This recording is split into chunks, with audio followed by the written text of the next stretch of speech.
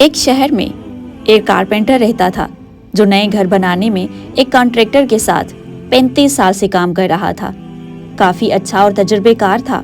اپنی زندگی کے 35 سال کام کرنے کے بعد اس نے سوچا کہ اب میں مزید کام نہیں کر سکتا، میں کافی تھک چکا ہوں اور میں کافی بوڑھا بھی ہو چکا ہوں، تو جتنا کام کر لیا وہ کافی ہے۔ اب کے بعد کی زندگی میں سکون سے گزارنا چاہتا ہوں، اپنی بیوی، بچے اور پوتے پوتیوں کے ساتھ، تو میں ذرا گھر جا کر اپنی زندگی سکون سے گزاروں۔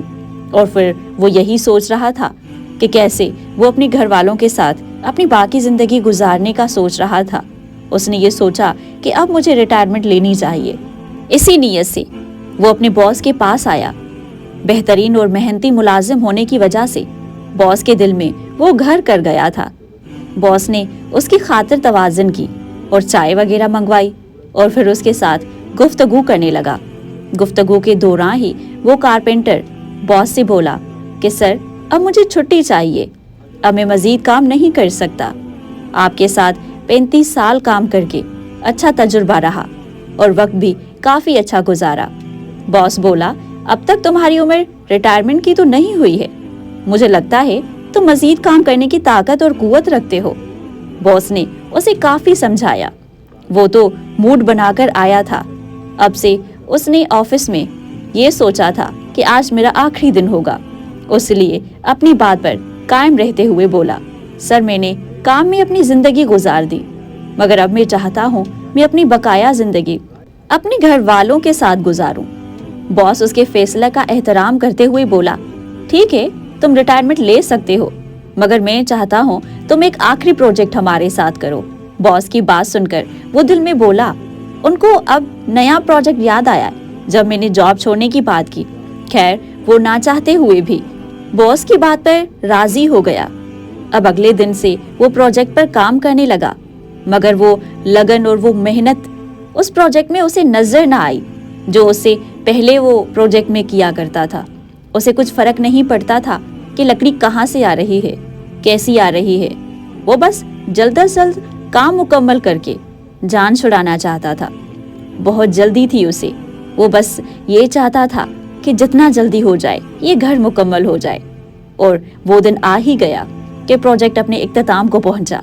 وہ کارپینٹر باس کے پاس آیا اور بولا کہ سر، میں نے آخری پروجیکٹ بھی مکمل کر لیا، اب مجھے اجازت دے دے۔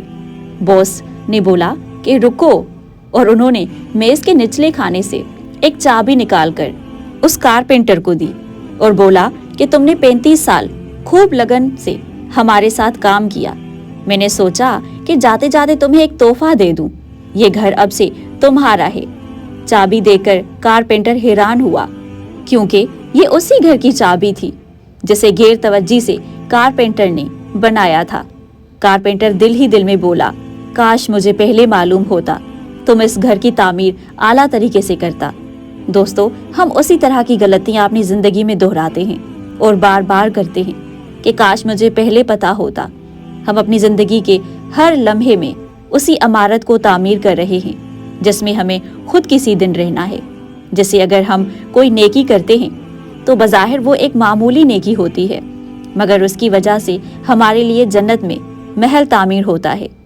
ہر کام کو کرنے سے پہلے ایک بار یہ ضرور سوچے کہ کیا بعد میں مجھے یہ نہیں کہنا پڑے کہ کاش میں یہ پہلے کر چکا ہوتا، کاش میں نے پہلے سوچا ہوتا۔ زندگی بہت مختصر ہے، ذرا سوچئے۔ ہم امید کرتے ہیں کہ آج کی ہماری ویڈیو آپ کو ضرور اچھی لگی ہوگی۔ اگر ایسا ہے تو ویڈیو کو لائک کیجئے، چینل کو سبسکرائب کیجئے، اپنا خیال رکھیے۔ جزاک اللہ خیر۔